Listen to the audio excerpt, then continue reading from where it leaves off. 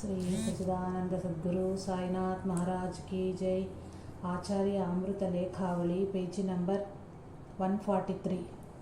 రాముల వారు వీరికి పండ్లు ద్రాక్ష గుత్తులు ప్రసాదంగా ఇస్తారు. రామనవమి రోజు ఒకే టైంలో 9 ఇళ్లల్లో భోజనం చేసినట్లు చూశాము అని చెప్పారు. తర్వాత మాస్టర్ గారికి నమస్కారం చేసుకుని మేము రూమ్కు వచ్చాము. ఒకసారి ఏప్రిల్ 1, 1972న బాబుగారి దర్శనం కొరకు గుంటూరు వెళ్ళినప్పుడు మాట్లాడుచుండగా రాత్రి 12 గంటలైంది. ఉన్నట్లుండి మమ్మల్ని పడుకోండయ్యా, రాముల వారికి వశిష్ఠ విశ్వామిత్రులు ఋషులు మంగళహారతి ఇస్తున్నారు, గంట శబ్దం మీకు వినిపించలేదా, పడుకోండి అన్నారు. 12వ తేదీ శనివారం. ఈరోజు మాస్టర్ ముమ్మిడివరం వెళ్ళారు. 13వ తేదీ ఆదివారం. శివరాత్రి దినం మాస్టర్ గదిలో శ్రీ ఎస్ రాధాకృష్ణ గారు తెలుగు లెక్చరర్. రాత్రి 12 గంటలకు లింగోద్భవ కాలంలో లింగ పూజ చేసిరి. పాకలపాటి గురువు గారు సరిగ్గా శివరాత్రి రోజు 12 గంటలకు భౌతిక దేహాన్ని విడిచారని చెబుతూ దైవస్మరణలో ఉండటమే జాగరణ, అది లేకుంటే కబుర్లతో సినిమాలతో నిద్ర మేల్కుంటే ఆవగింజంత ఫలితం ఉండదన్నారు. మేమంతా ఆ రోజు మాస్టర్ గదిలో రాత్రి 10 గంటల నుండి 12 గంటల వరకు ఆనందంగా భజన చేశాము. ఫిబ్రవరి 20, 1972 ఆదివారం. రామభక్తుల రంగన్నబాబు గారి రాక. గుంటూరు నుండి రామనామ స్మరణలో జీవిస్తున్న రంగన్నబాబు గారిని మాస్టర్ గారు విద్యానగర్ తీసుకొచ్చారు. వీరు గుండ్రని ముఖము, మోకాళ్ల వరకు పంచకట్టుకుని, చొక్కా లేకుండా భుజంపై ఎర్రటి కండువా వేసుకుని 60 ప్రాయంలో ఉన్నట్లుండి అమాయకంగా కనిపిస్తారు. ఉదయం రాముల వారు వీరికి అద్భుతంగా ఇచ్చిన ప్రసాదాన్ని మాకందరికీ ఇచ్చారు. చాలామంది విద్యార్థులు బయటవారు బాబు దర్శనానికి వచ్చారు. సాయంకాలము అందరం తోటల వైపు వెళ్ళి తిరిగి వచ్చి భజన చేశాము. మాస్టరు భజన చేస్తుండగా రంగన్న బాబు గారు మధ్యలో కూర్చునగా రాముడే మా మధ్య ఉన్నట్లు ఫీల్ అయ్యాము. ఆ ఆనందం తన్మయత్వం చెప్పతరం కాదు. భజన చేస్తుంటే చివరికి మేమక్కడ ఉన్నాము అన్నది కూడా మాకు గుర్తులో లేదు. భజన కాగానే బాబుగారికి నా పాద నమస్కారం చేసుకోబోగా వద్దు అన్నారు. మాస్టరు బాబుగారితో, బాబుగారు మేము ప్రతి గురువారము మరియు పండుగ రోజుల్లో భజన చేస్తాము, ప్రతిరోజు మహాత్ముల చరిత్ర చదువుతాము అన్నారు.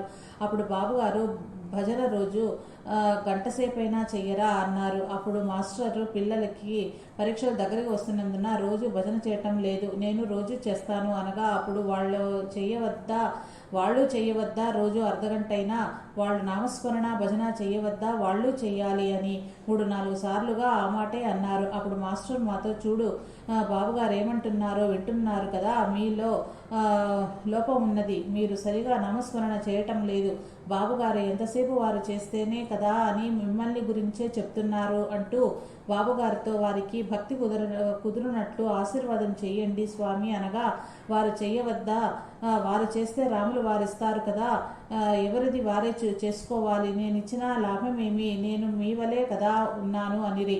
అప్పుడు మాస్టరు నరసింహ శతకం తీసుకొని అందులో కొన్ని పద్యాలను చదివి తర్వాత రాముల వారి అనుగ్రహం మా మీద వచ్చెను. ఉదాహరణకు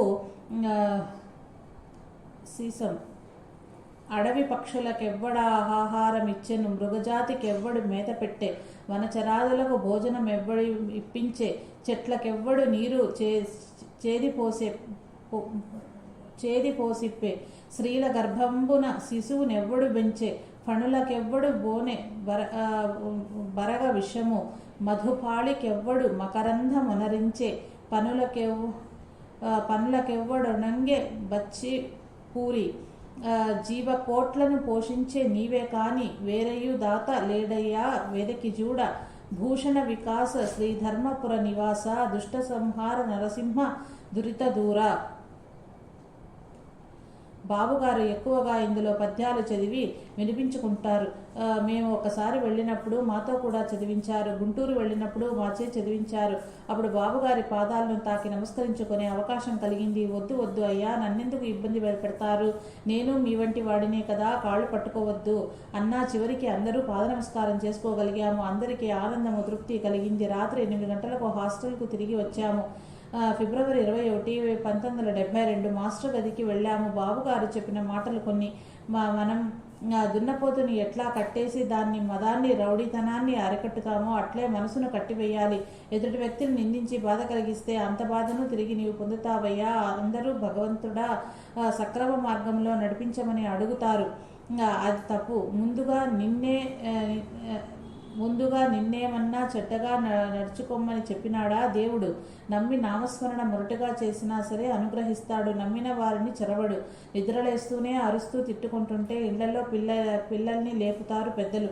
నిద్రలేస్తూనే భగవన్నామస్మరణతో మన కార్యక్రమాలు మొదలు పెట్టుకుంటే బాగుంటుంది. నేను మీ వంటి వాడినే. నీటి కడవలు మోసి బ్రతికాను. ఇప్పుడు వయసు ఎక్కువైనందున నీరు పోయేట చాలించాను. నీళ్లు మోసేటప్పుడు, అన్నం తినేటప్పుడు కోదండ రామస్వామిని మొరటుగా చేసుకుంటాను. నాకు తెలిసిన ఒక జమీందారు 33 సంవత్సరాలు చేయరాని పనులు, చీట్లాటలు, త్రాగుడు, వ్యభిచారము చేశాడు. 34 సంవత్సరంలో తన వద్దనున్న రౌడీలందరికీ డబ్బు ఇచ్చి రేపటి నుంచి ఎవరు రావద్దు, ఎవరు వచ్చినా కాల్చేస్తాను అనగా వారు రాలేదు. అన్ని వ్యసనాలు మానుకున్నాడు ఆ జమీందారు. ఆ కాలంలోనే 6 లక్షల ఖర్చు పెట్టి ఒక సత్రము, పాఠశాల, దేవాలయము, బావి కట్టించాడు. ఇంకా చాలా ధర్మకార్యాలు చేశాడు. చాలా మందికి పెళ్లిళ్లు చేయించాడు. 35 సంవత్సరాలలో తన మేడ మీద కూర్చొని 1000 విలువ చేసే బట్టలు తీసేసి గోచి 1000 రూపాయలు విలువ చేసే బట్టలు తీసేసి గోచి పెట్టుకొని చనిపో వరకు క్రిందకు దిగనని ఒంటరిగా భగవన్నామస్మరణ చేశాడు. ఎవరైనా ఉన్నట్టుండి ఇంత మార్పు చెందుతారయ్యా? ఆ జమీందారు చనిపోగా 50 బస్తాల బియ్యము, అన్నం చేసి ప్రజలకు పెట్టారు. నన్ను పిలవగా పోయాను. ఆయన అయ్యా గొప్పవాడంటే అది బాబుగారు, ఆయన అయ్యా గొప్పవాడంటే అని బాబుగారు, అయ్యా ఆయన గొప్పవాడంటే అని బాబుగారు అన్నారు. ఆ అన్నము పెట్టే రోజు ఒక సాయిబు బస్సు డ్రైవరు బస్సులో వారిని దింపి తన బస్సులోనే ఉండెను. నేను పోయి అన్నం ఎక్కడ తింటావనగా ఇంటికి పోయి అన్నాడు. పాపం వాడు బీదవాడు, 8 మంది పిల్లలున్నాడు. రోజు వాడు 3 సార్లు నమాజ్ చేస్తాడు. నేను ఒకరితో ఈ సాయిబాకు అన్నం తెచ్చి పెడతావా అంటే అతని సంతోషంతో ఆ అన్నము 12 లడ్లు, 12 జాంగ్రీలు ఆ సాయిబుకు 2 రోజులకు సరిపడినట్లు పెట్టగా, ఆ సాయిబు మీదయ అయ్యా మరలా మేము చూసే భాగ్యం ఎప్పుడో అని పోయెను. బీదలకు పెట్టాలయ్యా అని బాబుగారు చెప్పారు. ఒక బీదవాడు 1 గంట కూర్చొని దేవుని అనుకుంటే ఏమి లాభము? ఒక బీదవాడు 1 గంట కూర్చొని దేవుడిని అనుకుంటే ఏమి లాభము? ఊళ్ళో అడుక్కున్నా మేలు అని. ఒక ధనవంతుడు దేవుణ్ణి అనుకుంటే ఏం వస్తుంది? ఈ గంట సేపు వడ్డీ వ్యాపారం చేసుకుంటే మేలని అనుకుంటారే కానీ 1 గంట దైవస్మరణం ఎవరు చేస్తున్నారు? ఎవరెవరి ఇష్ట ప్రకారము దైవనామస్మరణము ఎంత చేస్తే అంత ఫలితం కదయ్యా అన్నారు. సాయంత్రం రాత్రి 8:45 గంటల వరకు ఉండి బాబుగారిని నా బస్సు ఎక్కించి వచ్చాము. బస్సు ఎక్కాక మరలా రావాలి బాబుగారు అనగా రాముడి ఆజ్ఞ కావాలి కదా అంటూ బోసి నోటితో చిరుమొహంతో అంటుండగా బస్సు కదలగా ఉంటాము బాబుగారు అనగా శుభం శుభం అన్నారు. మార్చి 2, 1972 గురువారం. భజనకు ముందు మాస్టర్ గారు చెప్పిన అద్భుత సాధనా మార్గాలు, ఆలోచన విధానాన్ని గూర్చి జీవితానికి దాలు అనిపించింది. ఈ జీవితానికి చాలు అనిపించింది. ఈ విషయం అంతా మహాత్ముల ముద్దుబిడ్డ గ్రంథంలో సాధనాపరంగా అనే అధ్యాయంలో చేర్చటం చేత ఇచ్చట రాయటం లేదు. మార్చి 15, 1972 బుధవారం ఉగాది ముందు రోజు నేను ఒక్కడినే మాస్టర్ గదికి వెళ్ళి నా బలహీనతని చెప్పి ఆశీస్సులు కోరుతూ నమస్కరించుకోగా ప్రేమతో జాగ్రత్తగా నేను చెప్పినవి నీవు విన్నవి చూస్తున్నది గ్రహించిన దాన్ని చేస్తూ పోతే సరి, పొరపాట్లు చేయాలనిపించదు అన్నారు. మార్చి 16, 1972 గురువారం ఉగాది పండుగ దినం మాస్టర్ రూమ్కు వెళ్ళి పాదాలపై తల మోపి నమస్కరించుకుని తల ఎత్తగా నా కళ్ళలోకి చూస్తూ విభూతి 2 వేళ్లతో తీసుకుని నా చేతిలో వేస్తూ నా నుదుట మీద కుడిచేయి బొటన వ్రేలితో కాసేపు ఆద్యం పట్టుకుని పైకి రాస్తూ పెదాలు కదిలిస్తూ సాయస్మరణ కాబోలు తలపై పూర్తిగా చేయి పెట్టి ఆశీర్వదించారు. చాలా తన్మయత్వం కలిగింది. ఈ రోజు భోజనం తర్వాత ఇప్పుడు పరీక్షల సమయం కాబట్టి రోజు ప్రొద్దున 10 నిమిషాలు, రాత్రి 10 నిమిషాల మధ్యలో చదువునప్పుడు ఆ అనవసర కాలక్షేపము చేయక దేవుని గురించి ఆలోచిస్తూ కనిపించే వస్తువులన్నీ భగస్వరూపమైన దృష్టి కలిగి గుర్తుంచుకోవాలి. సెలవుల్లో, ఊర్లలో స్నేహితులతో అనవసర కాలక్షేపాలు తగ్గించుకో. చిన్నపిల్లల్ని దగ్గరకు తీసుకుని కథల రూపంలో వారికి చెప్పుట మీ బాధ్యత. మీకు ఇంత విపులంగా చెప్తున్నాను. మీరు తెలుసుకున్నాక అనుసరించకపోతే ఎక్కువ కష్టపడాల్సి వస్తుంది. తర్వాత మీరు సాధన చేయాలనుకున్నా కుదరదు. మధ్యలో నిలిపినా మరలా అటాచ్ కావాలంటే ఎంత కష్టమో విచారించండి. సెప్టెంబర్ 24, 1972 మాస్టర్ రాసిన ఏది నిజమో అన్న పుస్తకాన్ని గురించిన విపులంగా చెప్పిరి. ఈ పుస్తకం రాయటంలో మాస్టర్ ఉద్దేశము మనిషి ధ్యానం చేయు పద్ధతిని తెలుసుకొనుటకే. ఈ ధ్యానమే కొన్ని నెలలుగా చేస్తే తపస్సు అగును.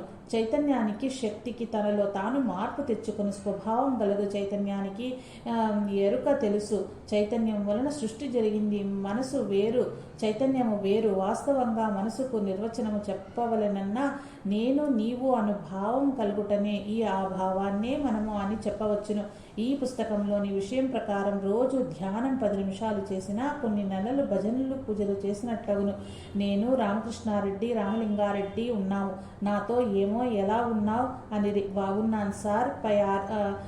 పై ఆరోగ్యం కన్నా ఆత్మారోగ్యం చక్కగా ఉండాలి కదా సార్ అనగా నిదానంగా కలుగుతుందో కానీ నీవు సిన్సియర్గా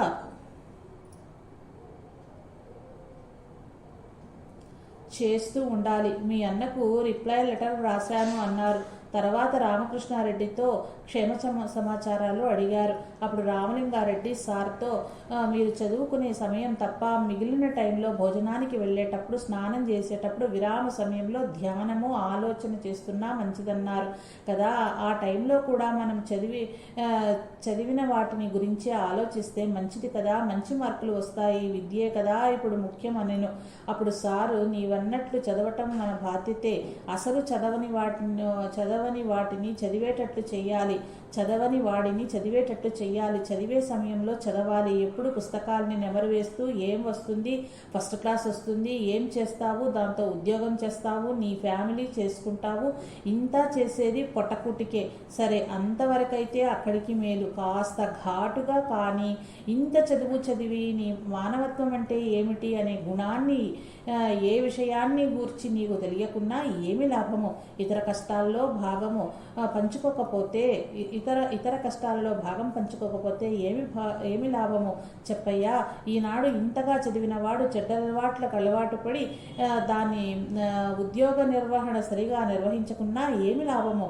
అన్యాయంగా ప్రజలు డబ్బులు తిన్నట్లే కదా. అట్లాంటి వారు సంఘంలో బ్రతుకుతే ఏమి, చస్తే ఏమి, మాది మా వరకే అని బ్రతికితే ఏమి లాభము? పైవాడి బ్రతుకుపై వాడిది, కింది వాడి బ్రతుకు క్రింది వాడిది. ఒకరి పట్ల ఒకరికి గౌరవాలు కూడా ఉండవు. నా దృష్టిలో ఈ విద్యకు చాలా తక్కువ టైం సరిపోవును. అది తెలుసుకోలేక అహర్నిశలు చదివి మైండ్ మొద్దుబారేటట్టు చేసుకుంటున్నారు. ఇక జీకే రావాలని ఏ బుక్కు ఆ బుక్కు ఈ బుక్కు తిరిగేస్తారు. హాయిగా పుస్తకాల్లో ఉన్న వాటిని రెఫర్ చేసుకుంటే సరిపోయే దానికి ఊరికే బుర్రలో తోస్తారు.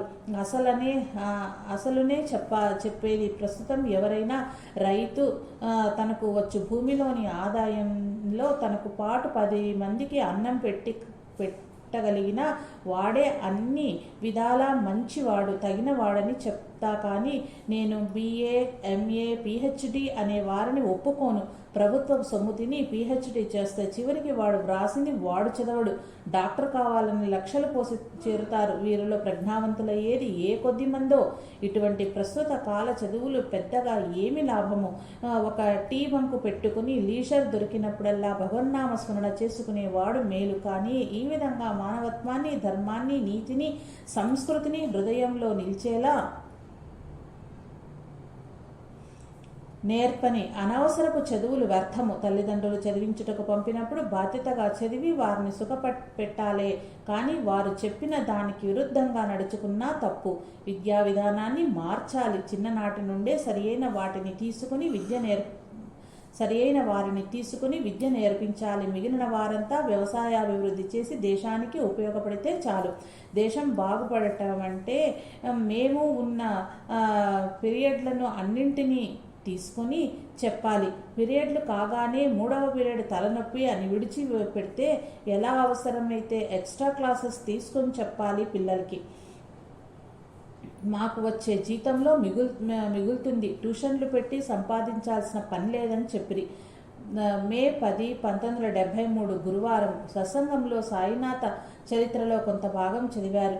నానా అనే భక్తుడు హరిశ్చంద్ర గుట్టపై ఎండకు దాహంచే బాధపడుచుండగా బాబా బిల్లుడి రూపంలో నానాకు నీరు చూపించినట్లు షిరిడీకి దరిదాపు 300 మైళ్ళ దూరంలో ఉన్న తన భక్తుని కుమారుడు అగ్నిలో పడపోగా సర్వజ్ఞుడగు బాబా ఆ పిల్లవాడిని రక్షించుట. నానా కుమార్తె మైనతాయి ప్రసవ వేదనను తెలుసుకుని భక్తుడగు రామగిరి బువా ద్వారా నానా ఇంటికి విభూతి ఇచ్చి బాధను తొలగించుట. ఈ సన్నివేశాలను చదివి చెప్పారు. ఇవన్నీ బాబాకు తెలుసు. పటంలోనున్న రూపము బాబానే అని నిరూపించుటను బట్టి మనము పటం ముందు కూర్చుని ధ్యానం చేయనప్పుడు బాబానే అక్కడ ఉన్నారనే విశ్వాసంతో గుర్తుంచుకొని ధ్యానం చేసినా ఎంతో బాగుంటుందని చెప్పారు. మే 13, 1973 ఆదివారం ఈరోజు సాధనా మార్గాల గురించి చక్కని ఉదాహరణలతో వివరించి చెప్పారు. మహాత్ముల ముద్దుబిడ్డడు గ్రంథంలో చేర్చడం జరిగింది. మే 22, 1973 మంగళవారం ఏమయ్యా బాగా చదువుచున్నారా? ఈరోజు చెప్పిన పోయం ఒకసారి రూమ్లో చూసారా? ఈ మొదటి సంవత్సరం సులభంగా ఉంటుంది. ఇంగ్లీషు గ్రామర్ రాకున్నా సరే క్లాస్ బుక్స్తో పాటు ఇంగ్లీష్లో జనరల్ బుక్స్ చదివితే ఇంగ్లీష్ నాలెడ్జ్ వస్తుంది. సెంటెన్స్ ఫార్మేషన్ చేయాలంటే జనరల్ బుక్స్ చదివితే దానంతటా అదే ఇంగ్లీష్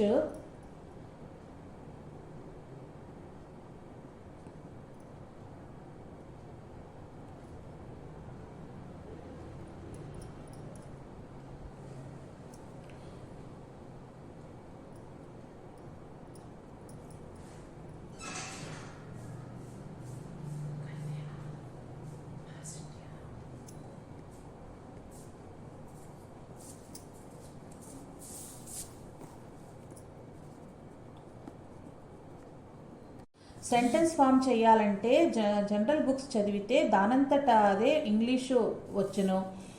ఎన్ని పుస్తకాలు మీరు చదివారు చెప్పండి? నేను డిగ్రీ మొదటి 2 సంవత్సరాలలో 173 బుక్స్ చదివి వాటిలోని విషయాన్ని 5-6 పేజీల్లో క్లుప్తంగా ఇంగ్లీషు వ్రాసే వాడిని.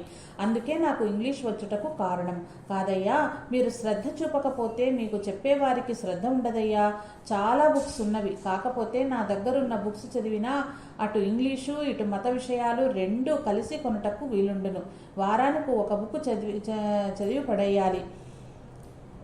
మే 24, 1973 గురువారం సాయినాథ చరిత్ర చదివి పూజ చేసిరి. మే 27, 1973 సాయంత్రము బైబిల్ చదివిరి. క్రైస్ట్ సద్గురు అని చెప్పిరి. ఎందుకు సద్గురు అంటే ఆధ్యాత్మికంగా బోధ చేసిన నెరవేర్చెదరో వారిని సద్గురులు అనవచ్చు. కానీ రాజకీయ సాంఘిక కార్యాలలోని అవినీతిని నాశనం చేసి వాటిని గురించి ప్రజల్లో మార్పు తెచ్చు పురుషులను అవతార పురుషులు అనవచ్చును. ఉదాహరణకు కృష్ణుడు, రాముడు. ఇంతలో కొందరు విద్యార్థులు వేరే సందేహాలను అడుగగా బైబిల్ చదువుట నిలిపి వారితో మాట్లాడెను. తర్వాత పునర్జన్మల గురించి చర్చ వచ్చెను. జూన్ 7, 1973 గురువారము. ఈరోజు సారాంశము మహాత్ముల ముద్దుబిడ్డల గ్రంథంలో సాధనాపరంగా అన్న అధ్యాయంలో చేర్చబడింది. నవంబర్ 1, 1973 గురువారం సత్సంగానికి వెళ్ళాను. బాబా చరిత్ర కొన్ని విషయాలు చదివారు. చివర్లో ఇలా అన్నారు: మన చేతుల్లో, కాళ్లల్లో, కంటిలో, శరీరావయవాల్లో అన్నింటిలో ఉన్న చైతన్యం ఒకటే కదా. అట్లే సృష్టిలోని ప్రాణులు, వస్తువులన్నింటిలో ఉన్న చైతన్యము ఒకటే. ఆ చైతన్యమే బాబా అని గుర్తుంచుకోవాలి. కొందరు బాబా భక్తులకే ఎక్కువ కష్టాలు వచ్చినట్లు చరిత్రలో ఉన్నది కదా అంటారు. కష్టాలు రావటం మంచికే కానీ చెడుకు కాదు. మీరు బాగా గమనించండి. కష్టాలు పడ్డాక వారి ప్రవర్తనలో ఎంతో మార్పు వచ్చినట్లు తెలుస్తుంది.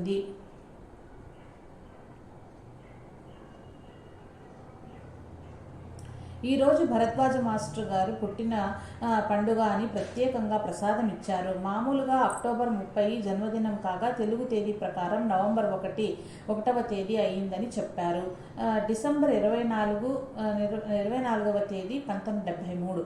ఈరోజు అర్ధరాత్రి మాస్టర్ గారు గదిలో నేను క్రీస్తుకు పూజ చేశాను. 25వ తేదీ మాస్టర్ గారు బైబిల్ చదివి వినిపించారు. 29 నుండి క్రిస్మస్ సెలవులు కాగా 30వ తేదీ నేను రామకృష్ణారెడ్డి, గంగిరెడ్డి, పెంచలరెడ్డి, శ్రీరామిరెడ్డి 5గురము వెంకయ్య స్వామి దర్శనానికి వెళ్ళాము.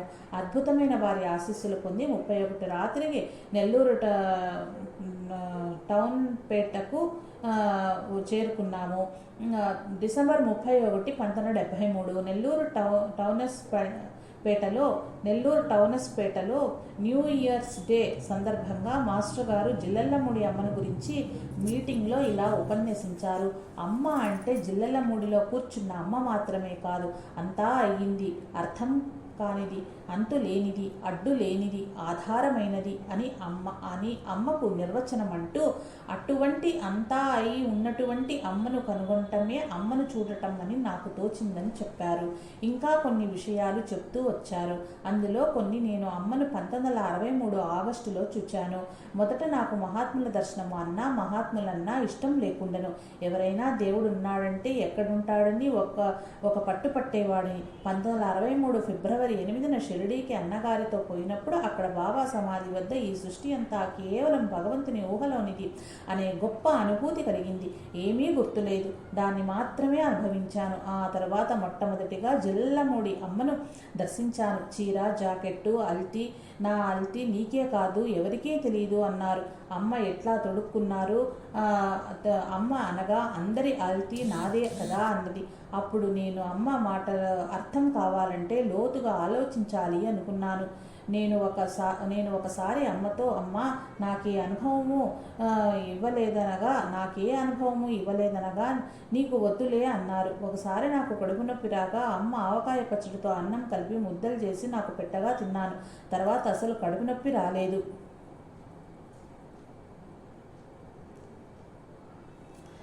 నేను ఒకసారి జిల్లెళ్లమూడి వెళ్ళి అన్నం తినకుండా పడుకోగా స్వప్నంలో అమ్మ కనిపించి తర్వాత లేపి అన్నం పెట్టించారు. అన్ని జీవుల లెక్క అమ్మకు లెక్కే.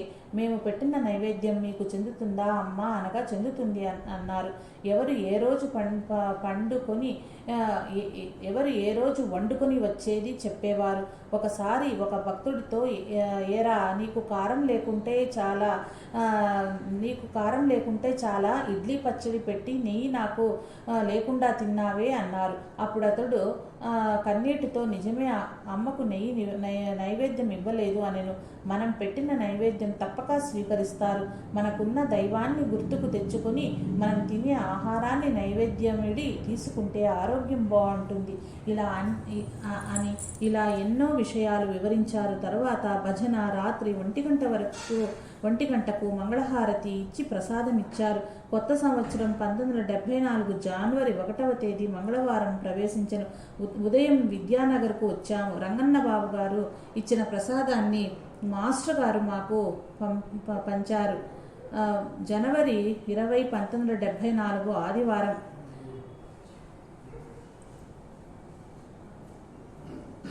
బైబిల్లో సర్మాన్ on the mountain Mattayi 5th chapter గూర్చి ఎమెంట్ ఫ్యాక్ట్స్ అండ్ ప్రబంధన రాసిన వ్యాఖ్యానం చదివి మాస్టరు వ్యాఖ్యానిస్తూ చెప్పిరి. ఒక పెద్ద మనిషి సార్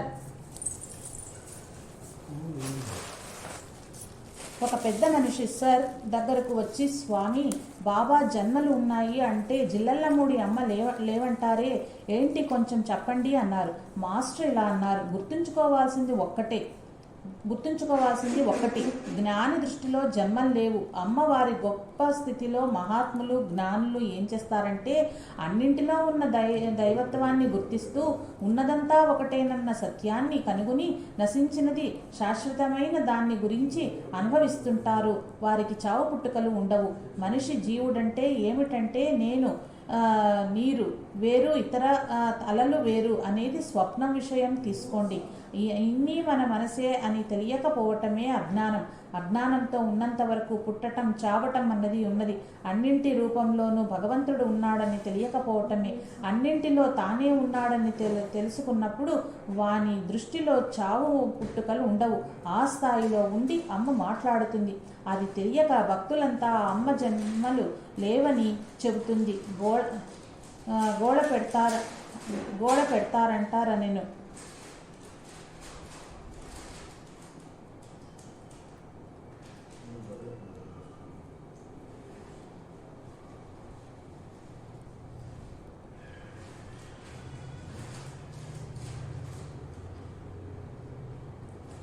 మార్చి 15, 1974.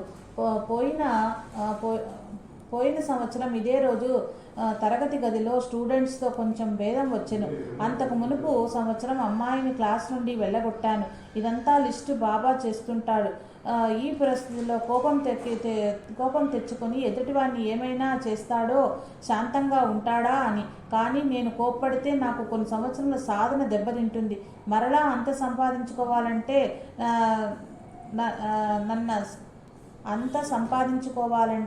అన్న సంగత వెంటనే అంతా ఒకటే కదా అనే భావంలో పడ్డాను అన్నారు.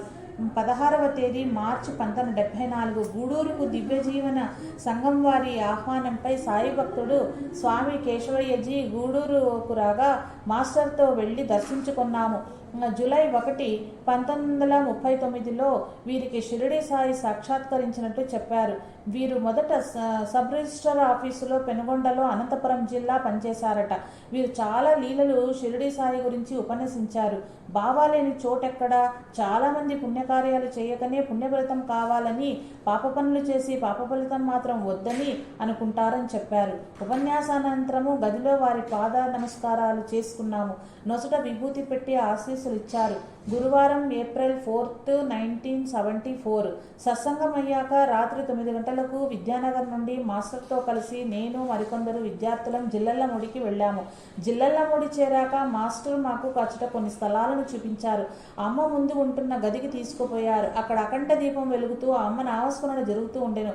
అందులోనే అమ్మ కూతురు హైమావతి సమాధికి పూజలు చేస్తూ ఉంటారు. తర్వాత మధ్యాహ్నము భోజనానంతరము అమ్మ దర్శనం చేసుకుని ఆశీస్సులు పొందాము. తిరిగి సాయంత్రం 6 గంటలకు మేడపైకి అమ్మ దర్శనానికి వెళ్ళాము. భక్తురాళ్ళలో అమ్మపై పాటలు పాడుచుండ్రి. అమ్మ మంచం చుట్టూ కూర్చుని ఉంటిమి. మాస్టర్తో అమ్మ మాట్లాడుతూ ఉన్నారు. మాస్టరు శ్రీ జిడ్డు కృష్ణమూర్తి గారి తత్వవేత్త గురించి ఇంకొన్ని విషయాలు అమ్మతో మాట్లాడరి.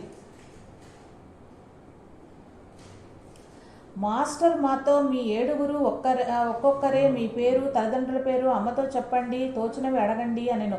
నేను అమ్మతో నా పేరు థామస్ రెడ్డి అనగా ఏమీ పేరు నాయనా అనెను. థామస్ రెడ్డి అమ్మ అని విద్యానగర్లో మాస్టర్ దగ్గర చదువుకుంటున్నాను అన్నాను.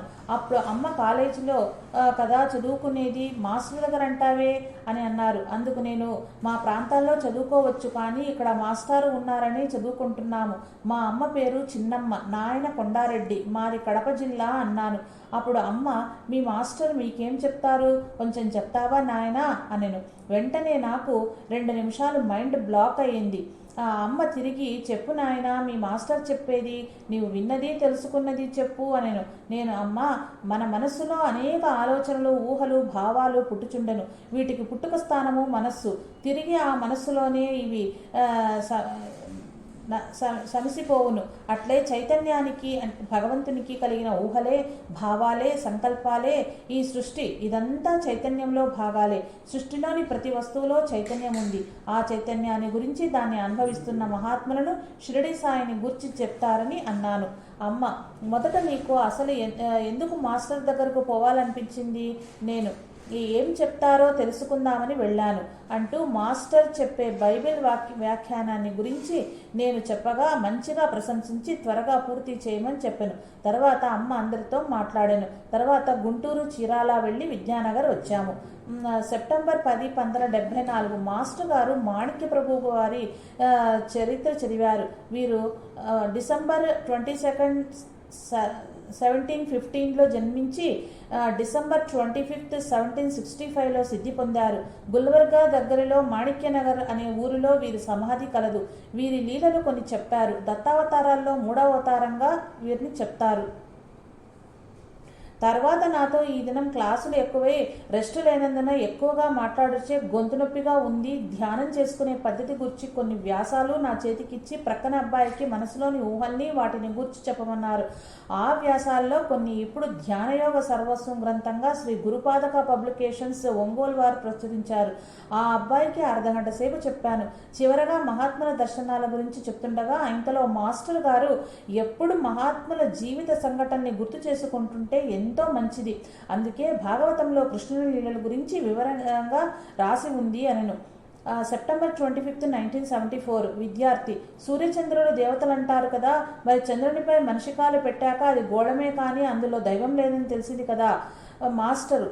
అచ్చట చైతన్య కక్ష ఉంటుంది కదా, దాన్ని గుర్తించాలి. భూమి గోళమే కాదా, భూదేవిగా దైవపరంగా శక్తిని పూజించటం లేదా, గుర్తించటం లేదా? చంద్రశక్తి చేత కృష్ణ శుక్ల పక్షాలను అనుసరించి మన మనోవికాసాలు మార్పు భేదాలు ఎందుకు? సృష్టిలో పుట్టినప్పుడు మంచిగానే పుట్టుతున్నాము, మధ్యలో ఒక్కొక్కడు ఒక్కొక్క బుద్ధి నేర్చుకుంటాడు. చీల చక్కగా మేపు ఉంది, గోడకు కొట్టినప్పుడు వంపు పోతుంది. ఆ వంపును తీర్చేవారే మహాత్ములు. అలా మేకు పూర్తిగా విరగకుండా వంపు తీర్చాలి. విరగనంత వరకే వంపు తీరుస్తారు. కొందరంటారు మహాత్ములు, యోగులు అందరూ మానవులందరినీ ఎందుకు మంచిగా మార్చకూడదు అని. వారి శక్తిని ఉపయోగించి వేరొకరిని మార్చేటప్పుడు ఈ యువతలి వాడు దానిని తట్టుకునే శక్తి ఉండాలి కదా. భరాయించలేనప్పుడు చచ్చి పుడుతుంటారు. ఉదాహరణకు గుండె జబ్బు గలవాడు జాగ్రత్తగా ఉండాలి. అమాంతం శరీర ఆరోగ్యం కావాలి అని వ్యాయామాలు తీవ్రంగా మొదలెడితే చావు మిగులుతుంది. అట్లే నిదానంగా పరిగెత్తుతూ 100 కిలోమీటర్స్ పరిగెత్తే వరకు సాధన చెయ్యాలి. కానీ ఒకేసారి ఒకే రోజు 100 కిలోమీటర్స్ పరిగెత్తాలంటే ఎలా? ఇంకా సార్ ఇలా చెప్పారు, ఒకే రోజు నెల రోజులు అన్నం తింటే ఏమవుతుంది? ఒకే రోజు నెల రోజులకు అన్నం తింటే ఏమవుతుంది? మహాత్ములు మనల్ని మార్చటానికి ప్రయత్నిస్తూనే ఉంటారు, కానీ వారి శక్తి కన్నా మనలో చెడుకు శక్తి అధికంగా ఉన్నది. మహాత్ములు అందరినీ బాగా మంచిగా మార్చకూడదా అనే వారంతా వారిలో ఏ ఒక్కరూ ఒక్కసారి కూడా పేదవానికి ఒక పూట కడుపు నిండా భోజనం పెట్టని వారే. మనిషిని ప్రవాహ రూపంలో పోల్చవచ్చు. మనసు లెక్క లేకుండా ఊహలు చేస్తూ ఉంటుంది. వీటిని అరికట్టాలి. ఉన్నట్లుండి ఊహల్ని అరికట్టడం కష్టమే. కొందరు అరికట్టగలరు, కొందరు అరికట్టలేరు. ప్రయత్నిస్తే సాధించవచ్చు. కొందరికి BA చదవటమే కష్టం అనిపించగా వేరొకరికి PhD చేయటం సులభంగా ఉంటుంది. ప్రయత్నిస్తే సాధించవచ్చు. మనసు యొక్క ఊహలు ప్రవాహాన్ని నిలపటానికి కొన్ని రకాలు. కొందరు మంత్రం ద్వారా మనస్సును నిలపగలరు. ఎట్లా అంటే ఓం నమ శివాయ అని నీవు పదే పదే నోటితో మనస్సుతో వల్లిస్తే ఇతర రూపాలు భావాలు తొలగి అనేక భావాల బదులు పదాల్లోకి తర్వాత మంత్రం వల్లించేది అంతా ఒక్కటే అనే భావంతో మనస్సును అనేకము నుండి ఏకము చేసిన ద్వైతం అన్నది తొలగిపోవును. నామం రూపం ద్వారా మనసులో ఆలోచనలు లేకుండా నిలుపుకొనవచ్చును. ఎట్లా అంటే ఒకే రూపాన్ని, సాయి రూపాన్ని గుర్తుంచుకున్నామనుకో ఇతర ఆలోచనలు వచ్చుటకు వీలుండదు. వారి చరిత్రలోని ఘట్టాలను గుర్తుకు తెచ్చుకుంటూ సాయి సర్వవ్యాపి, అన్నింటిలో ఉన్నాడు అనే భావంతో ఏదైతే ఉన్నదో అదంతా బాబానే అనే భావాన్ని మనసులో గట్టిగా ఉంచుకున్నప్పుడు బాబా తన వలె మనల్ని నిర్వికల్పులుగా చేయును అని చెప్పెను. సెప్టెంబర్ 26, 1974 థర్స్డే సత్సంగంలో ఒక్కలకోటి స్వామి పుస్తకం చదివారు. సర్వవ్యాపి అగు బాబాను మనస్సుతో, నోటితో, చేతులతో పిలుస్తూ అంతటా ఆయనే ఉన్నారనే గుర్తించే శక్తిని మనకిమ్మని పిలుచుటే భజన చెయ్యటం అంటే. ఒక వ్యక్తి ఓంకారాన్ని గుర్చి అడిగాడు. అప్పుడు మాస్టర్ ఇలా అన్నారు, ఓం = ఆ ఉ మకారం, ఆ = బ్రహ్మ సృష్టి, ఉ విష్ణు స్థితి, మహేశ్వరుడు లయం. ఇవన్నీ కలిసి ఒకే చోట ఉన్నది ఓం. ఆ భగవంతుడు, ఊ ప్రపంచం, మేము మనము, ఇవన్నీ వేరు కాదు అనే భావన. చెన్నకేశవ స్వామిని గురించి చెప్పగా మాస్టరు కేశాలను బంధించకుండా విడిచిపెట్టినవాడు చెన్నకేశవుడెన్నో. వెంకటేశ్వరుని గురించి చెప్పగా మాస్టరు ఈశ్వరుడు ఆ రూపములో వెంకట వచ్చాడు కాన వెంకటేశ్వరుడయ్యాడు అనెను. అక్టోబర్ 12, 1974 శనివారం సాయంకాలం గదిలో సార్ యోగా వాసిష్టం చదివింది. అర్జునునికి కృష్ణుడే విధంగా గీతను ఉపదేశించెనో అట్లే రాముల వారికి వశిష్ఠ మహర్షులు చేసిన ఉపదేశము యోగా వాసిష్టము. ఇది మొత్తము 4 వాల్యూమ్స్గా ఉన్నవి. ఈరోజు చదివిన దానిలో మొత్తం సారాంశము గుడ్ ఎఫర్ట్ ద్వారా గుడ్ రిజల్ట్ వచ్చును. ఎక్కువ ప్రయత్నం గురించి చెప్పబడింది. పురుషయత్నము ప్రయత్నం చేయుకొలది ఫలితం చేకూరును. ఇప్పుడు మనం బాగా సాధనా ప్రయత్నం చేయుచున్న ఫలితం కనిపించకపోయిన ఎడల నిరుత్సాహపడకూడదు. ఎందుకంటే ఇందులోనే చెప్పారు. చూడండి, ఇప్పుడు మనం చేసే సాధనా ప్రయత్నం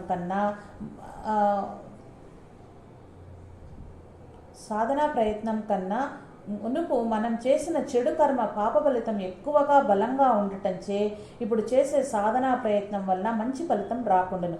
కానీ ఇప్పుడు సాధన వలన పూర్వకర్మ పాపం తొలగిపోతుంది.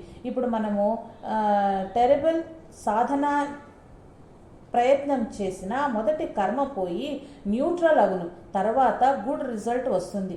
గుడ్ రిజల్ట్ వచ్చే వరకు ప్రయత్నించటమే పురుషయత్నము.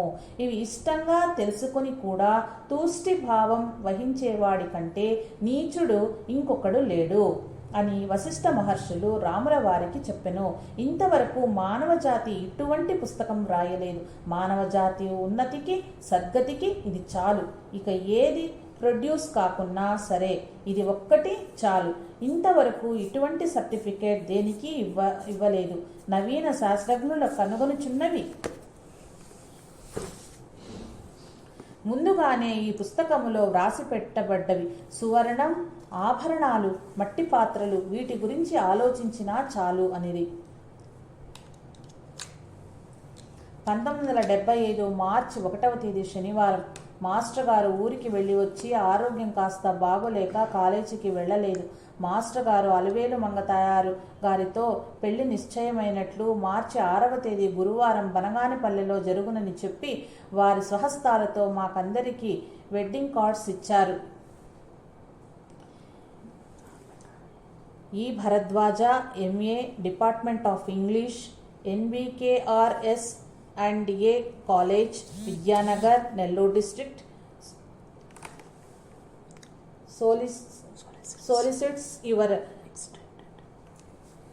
solicits your esteemed presence on the occasion of his marriage with Saubhagyavati Alvelu Mangamma Garu on Thursday, the 6th March 1975 at 7:03 AM at Banganapalli, Kurnool district.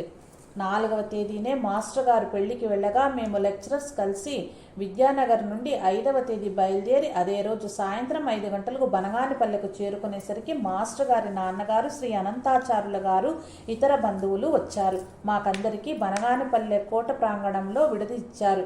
అన్నగారు శ్రీ వేదవ్యాస గారు మా విద్యార్థులందరితో చాలాసేపు మాట్లాడి మీరు మంచి గురువునే పట్టుకున్నారు, అదృష్టవంతులే, ఇంకా చాలా చాలా విషయాలు చెప్పారు. కడప అవధూత స్వామి ఫోటో అడిగారు. తరువాత పోస్టులో వారికి పంపాను. గురువారం శ్రీ మాస్టర్ గారి వివాహ దినం. ఉదయం 7:30 ముహూర్తం జరిగిన మాస్టర్ గారికి అలివేలు మంగ తాయారు గారితో వివాహం చక్కగా రకరకాల విందు భోజనాలతో జరిగినది. వివాహానంతరం నూతన దంపతులతో మేమంతా పాద నమస్కారం చేసుకున్నాము. మాస్టర్ గారితో ప్రక్కనే మంగమ్మ గారి ప్రథమ దర్శనం, పాద నమస్కారం ఆది దంపతులకు చేసుకున్నట్లు ఫీల్ అయ్యి మై మర్చిపోయాము. అదే రోజు సాయంత్రం ఆంజనేయ స్వామి గుడిలో అక్కల్కోట మహారాజ్ చరిత్ర చదివి మాస్టరు సమక్షంలో భజన చేసి పూజ ముగించాము. మార్చి 10, 1975 మాస్టర్ విద్యానగర్ వచ్చారు. గుడికి వెళ్ళాము.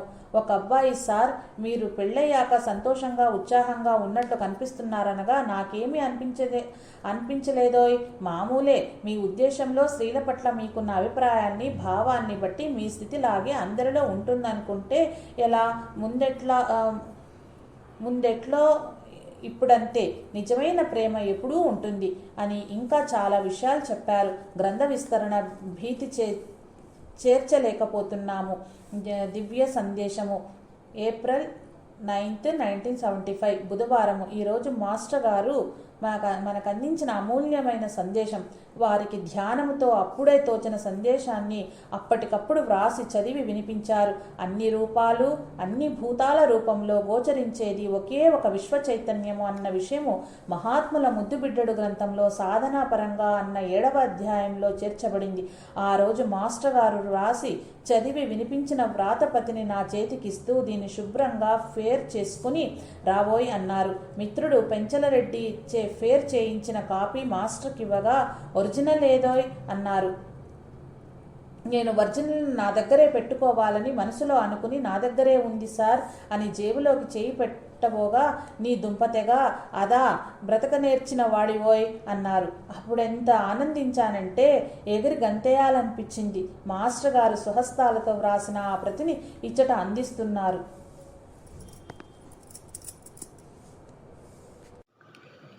ఏప్రిల్ 9, 1975 బుధవారం. మాస్టర్ గారి గదికి వెళ్ళేసరికి విద్యార్థి ఒకరు శ్రీ మాణిక్య ప్రభు చరిత్ర పఠిస్తుండగా మిగిలిన విద్యార్థులు వింటున్నారు. మాస్టర్ గారు ధ్యానంలో ఉన్నారు. శ్రీ మాణిక్య ప్రభు చరిత్ర అయిపోగానే నాయన చరిత్ర కావ్యకంఠ గణపతి ముని చరిత్ర చదవటం మొదలుపెట్టారు. తీవ్ర ధ్యానంలో ఉన్న మాస్టర్ గారు కొద్దిసేపటికి పేపరు పెన్ను తీసుకుని ఏదో వ్రాశారు. కొద్దిసేపటికి మెస్కు టైం కావటంతో నాయన చరిత్ర చదవటం అవగానే శ్రీ మాస్టర్ గారు ధ్యానంలో వారికి తోచిన విషయాన్ని గూర్చి ఇలా చెప్పారు. దీన్ని చెబుతాను, జాగ్రత్తగా వినాలి అని ఎంతో గంభీరంగా నిదానంగా చెప్పారు. మీకు కావాల్సినదంటూ జీవితాన్ని సార్థకం చేసుకొనుటకు అవసరమైనది ఏదైనా ఉంటే దానిని ఇందులో ఇప్పుడే వ్రాశాను.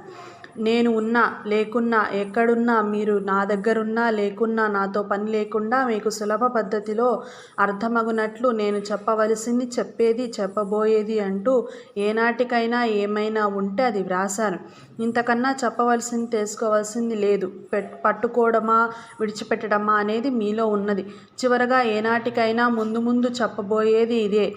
ఇంతకన్నా కొంచెం కూడా చెప్పేది ఎక్కువగా దీనిని మించి ఉండదు. అసలు ఇంతవరకు ఇంత సులభంగా జీవితాన్ని సార్థకం చేసుకొనుటకు ముక్తి సాధించుటకు ఇంత సులభంగా చెప్పబడలేదు అన్నారు. ఏది నిజం, నిజానికి నిచ్చెనలు, మతం ఎందుకు లోని సారాంశమంతా ఇందులో వచ్చింది. దీనిని పదే పదే భావన చేసుకుంటూ పట్టుబట్టి కూర్చున్నారంటే చాలు, ఈసారే ఇప్పుడే ఈ జన్మలోనే ముమ్మాటికి ముక్తిని పొందుతారు. మీరున్న చోటు అపవిత్రంగా ఉన్న ఆ చోటును నా తపస్సు చేత క్షాళనం చేస్తాను.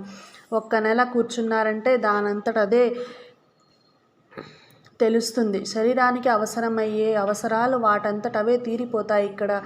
ఇక చర్చలకు వీలు లేదు. వాటికి స్థానం ఉండదు. కూర్చోటమా కూర్చోకపోవటమా ధ్యానానికి అన్నది మాత్రమే ఇప్పుడు ఉండేది. ఎవరికి తగినట్లు వారు అవకాశం చూసుకొని వచ్చి కూర్చుంటే చాలు, దానంతటదే సాగిపోతుంది అని ఇప్పుడు చదివేది జాగ్రత్తగా వినండి అని శ్రీ మాస్టర్ గారు అప్పటికప్పుడు వారికి ధ్యానం విషయం ఇలా చదివి వినిపించారు. అన్ని రూపాలు అన్ని భూతాల రూపంలో గోచరించేది ఒకే ఒక విశ్వ చైతన్యం. అదే మనంగా మనకనుభూతమవుతూ అదే అంతటా అన్ని రూపాలలో ఊహలోకంలోని వస్తు సముదాయంలోని పదార్థాల్లాగా రూపమున్నట్లు గోచరిస్తుంది. తానే అవన్నీ అన్న విషయాన్ని విస్మరించడం చేత ఆ చైతన్యమే ఆ పదార్థములతో చేయబడ్డ ఒక పరిమిత దేహమనే మనస్సునే తాను భావించుకొని అన్యముగా జగత్తులోని వస్తు పదార్థ ప్రాణి వ్యక్తులను చూస్తుంది. పిల్లవాని మనస్సులోని భయమే భూతం రూపాన్ని ధరించి వాడికి వాస్తవమనిపించినట్లు తాను పరిమితమన్న భ్రాంతి వస్తు పదార్థాది రూపాలతో వాస్తవంగా గోచరిస్తుంది. ఆ పరిమితి నుండి విడవడమే ముక్తి. దానికి ఇది యుక్తి. కళ్ళు మూసుకొని తన ఇంద్రియ నిర్మాణం చేతనే జగత్తు ఇప్పుడు ఇట్లా గోచరిస్తుందని లోతుగా జ్ఞప్తి చేసుకోవాలి. ఆ వస్తు పదార్థాది రూపాలలో తన దేహం ఒకటిగా ఉన్నట్లుగా మెలకువ అనే మానసిక స్థితిలో వాస్తవం అనిపిస్తుందని, కనుక నిద్రావస్థ ఎందుంటదని లోతుగా జ్ఞాపకం చేసుకోవాలి. తాను కేవలం నిరాకార చైతన్యమని తెలియని తనమే మనోదేహాదులు. తర్వాత అంతటా వ్యాపించి ఉన్న పరమేశ్వరుడను విశ్వ చైతన్యమే, దాని యొక్క భావనయే, సంస్కారమే ఇది. అది మన మనోదేహాదుల యథార్థ తత్వాన్ని దర్శించాలి. ఈ భావన ఎంతగా చేయాలంటే ఇది దేహం, ఇది నేను అన్న భావం అంతరించినంత తీవ్రతతో చేస్తే అంతటా విశ్వ చైతన్యమే అనుభవమవుతుంది. పూర్వ వాసన వల్ల మళ్ళీ మళ్ళీ చుట్టూ జగత్తు తన దేహము మనస్సుకు గోచరించి ఆ దేహము తానన్న భావం తలెత్తుతుంది. తిరిగి పైన చెప్పిన విధంగా ఆ భావాలను మళ్ళీ మళ్ళీ నిలబెట్టడమే తపోనిష్ట అంటే. ఈ విధంగా తానే ఆ విశ్వ చైతన్యంగా నిరంతరం గుర్తుంచుకోవటమే అజపాజపం. ఇదే గాయత్రి మంత్రార్థము. ఇదే ఆత్మరతి. జ్ఞాననేత్రముతో కాముణ్ణి నశింపజేయడమంటే ఇదే. నేనే దేహం అన్న భావం విల్లును వీడిన బాణంలాగా మనస్సును వీడి అంతా విశ్వచైతన్యమన్న భావాన్ని లక్ష్యంగా చేసుకుని అందులో లయించడమే ధనుర్వేద సారం. ఈ జగత్తంతా నిజంగా వాసనారూపం.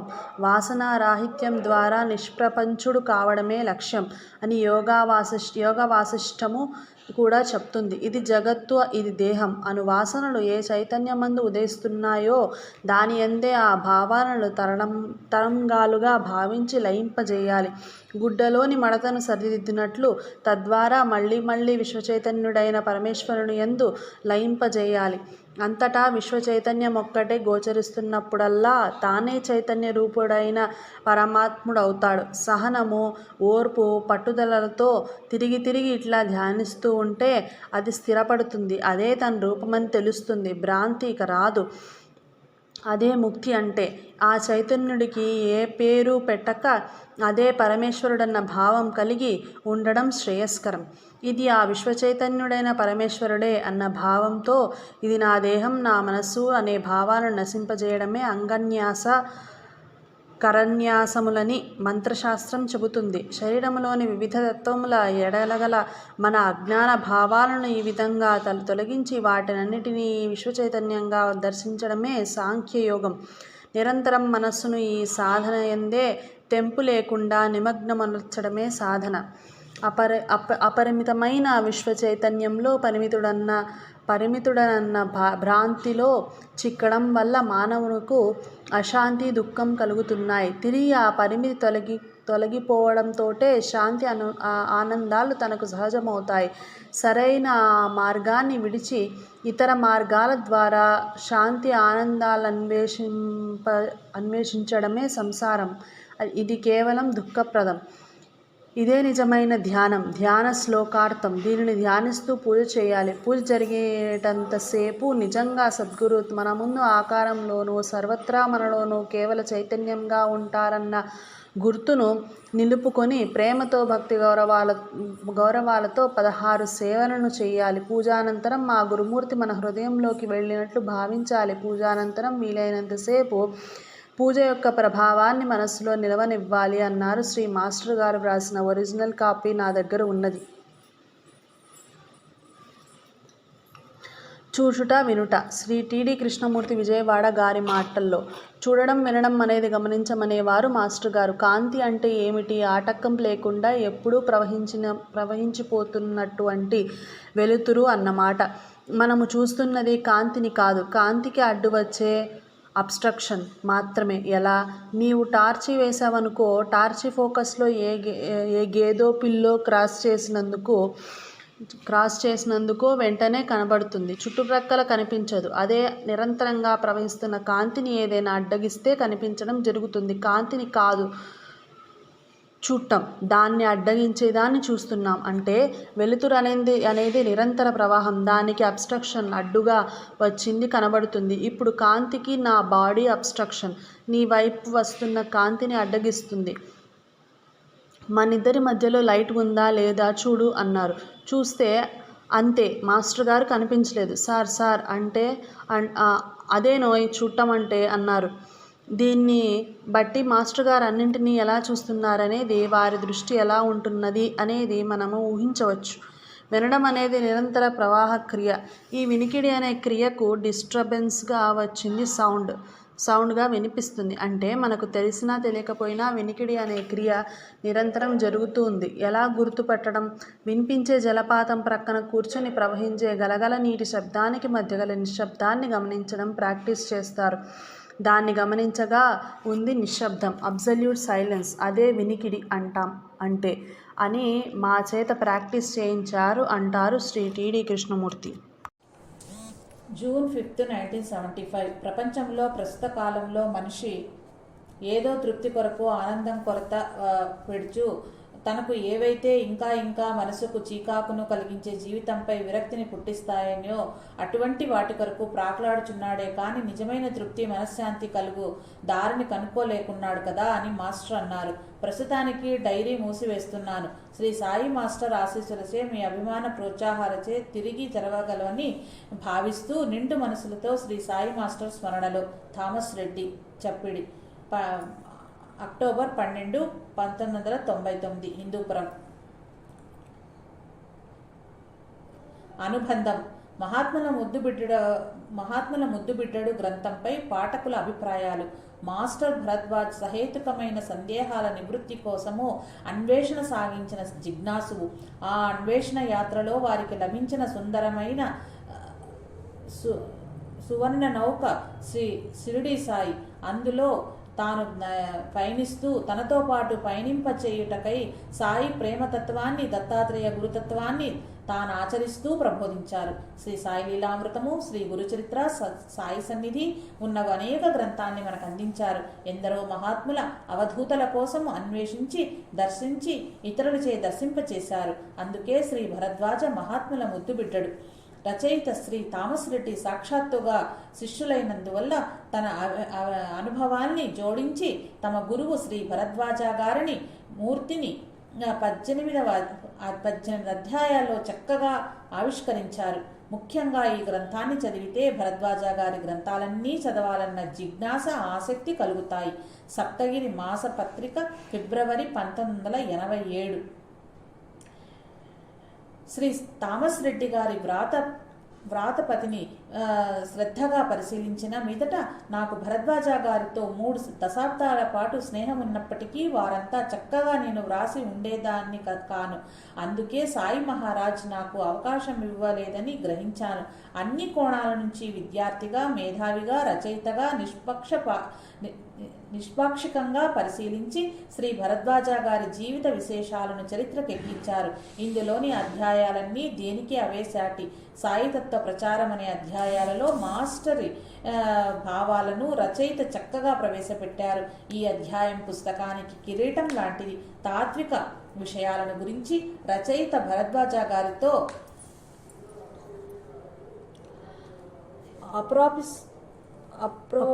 అప్రోప్రియేట్ గా డిస్కస్ చేశారు. దానికి భరద్వాజ గారి సమాధానాలు చాలా ఇన్ఫర్మేటివ్ గా ఉన్నాయి. థామస్ రెడ్డి భరద్వాజ గారి విద్యార్థి అయి ఉండటం చక్కటి జీవిత చరిత్ర వ్రాయటానికి దోహదం చేసింది. అందుకు శ్రీ రెడ్డి గారు అభినందనలు. Sri Venkatakrishna, advocate, AP high court, Secunderabad. November 27, 1997.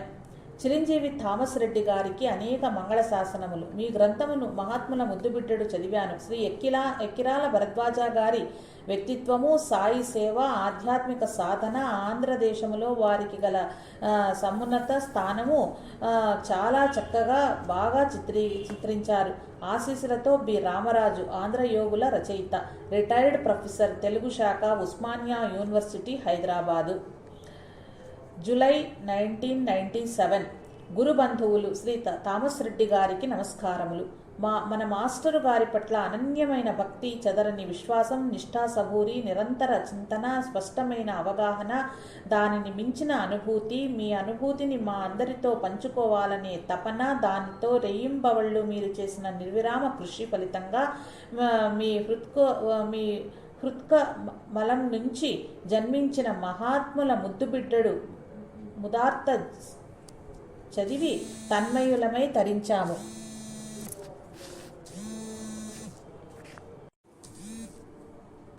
గురుబంధువులు Shri Thomas Reddy గారికి నమస్కారములు.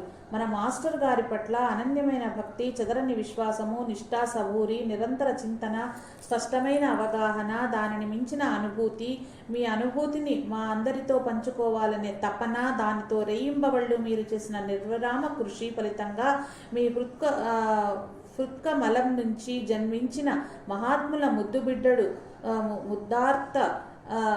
ఉద్దార చదివి తన్మయులమై తరించాము. ఒక్క మాటలో చెప్పాలంటే మీ పుస్తకము మాకు మాస్టర్ గారి విశ్వరూప సందర్శనం చేయించింది. ఇక ఏ ఒక మాట మాట్లాడినా అది అర్థరహితమే అవుతుంది. వ్రాసిన మీ జన్మ చదివినా మా జన్మలు ధన్యములు. మరొక్క మాట కూడా నేను మాట్లాడలేకున్నాను. నమస్సులతో టి శారదా వివేక్, లెక్చరర్, శ్రీ గురు సిద్ధారూఢ గ్రంథ రచయిత్రి, Hyderabad, Canada. August 8, 1997.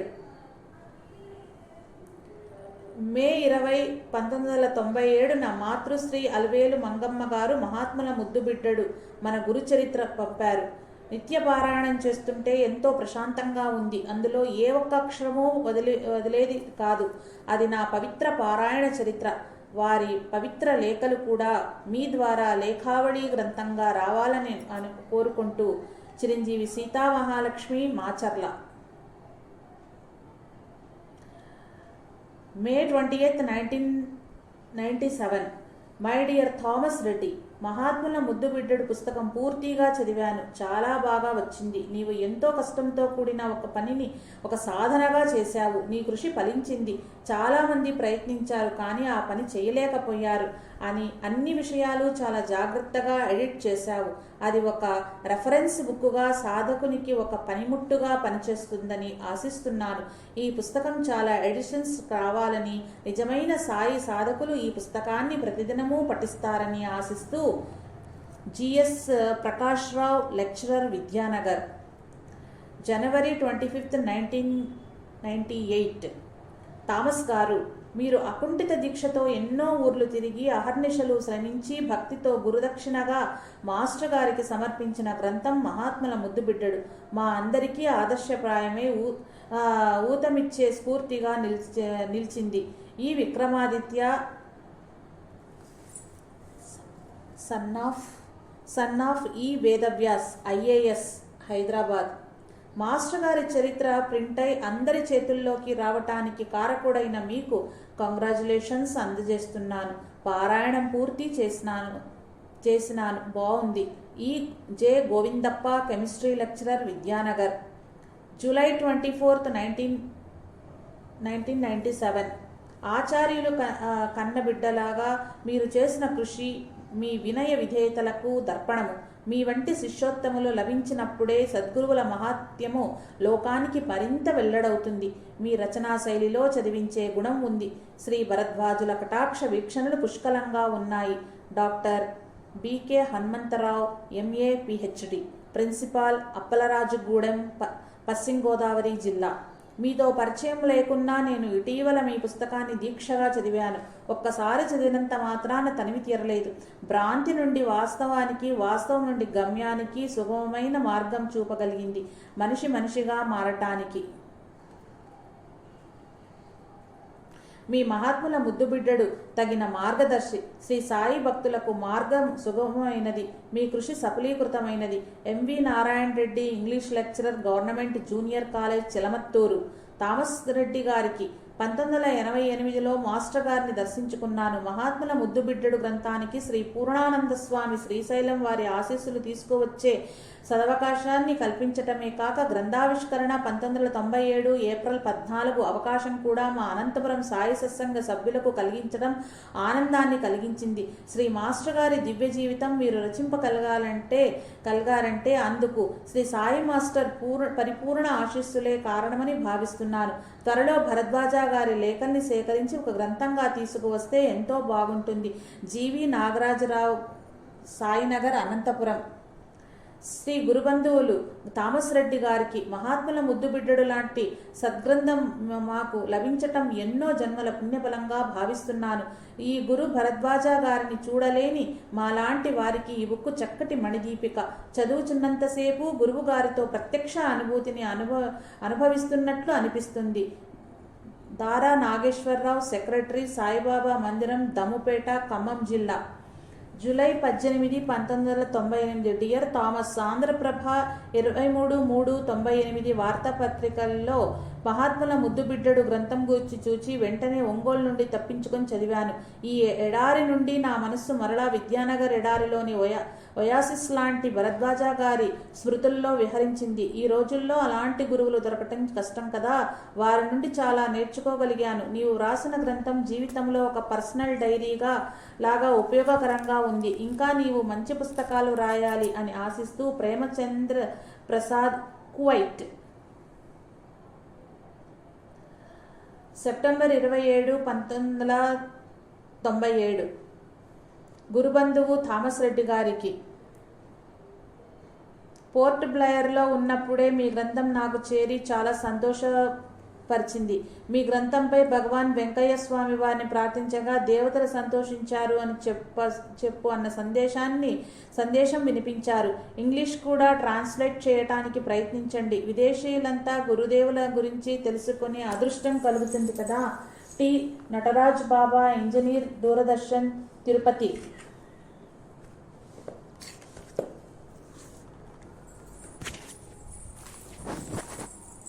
July 21, 1997. Sir, I read Mahatmula Mudubiddadu. It is really splendid. The narrations are superb. The language, the compilation of experiences of Master Guru, frank, open assurances to approaches on their varied problems are touching. Thomas Garu, you are really blessed for having brought out such edition. K. Subbarao, Central Government Department, Kavali, February 4th, 1998. Your pains having a laudable. You are lucky to get the master blessings. Perhaps I am envious of you. Anyhow, what you deserve master has given you. My salutations are once more to you for your hard work and interest. Chinta Lakshmi Narayana, Chief Manager, SPI, Secunderabad. Dear Sir Sri Thomas Reddy, I must congratulate you on bringing out such a wonderful book, Mahatmula Mudubiddadu, adding your insight to the master life. The most I liked in it was that while confining yourself to a brief life sketch of the master, you have elaborated much more on the type of living he taught and led, which I liked immensely. D.N. Sadashiva, B. Hyderabad.